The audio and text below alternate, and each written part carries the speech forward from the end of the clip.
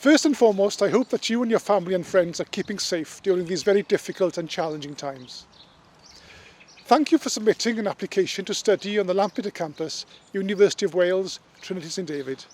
We sincerely hope that you'll be in a position to join us in September and that you'll have an opportunity to be part of the UWTSD family here in Lampeter. After all, we are a close-knit family where all campus users know each other, where all students feel safe and supported, and also where they are acknowledged by their name and not by a number.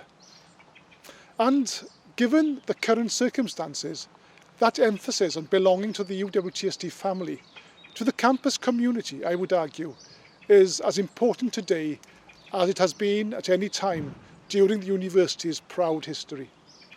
Our aim as a university is to transform the lives of its students, to prepare them thoroughly for the workplace, and to empower them to contribute constructively to the communities to which they belong. We want to make a positive difference, not only to you as a student, but also to those individuals that you will have an opportunity to influence throughout your life. We want to build and develop our students' resilience in order for them to be able to face the challenges of tomorrow during the post-COVID period with confidence and also with sensitivity and respect to others. Despite the recent restrictions, the university has already begun its preparations for the next academic year. Not only have we been preparing for your arrival, hopefully in September, but we've also been planning for the university's bicentenary celebrations next year.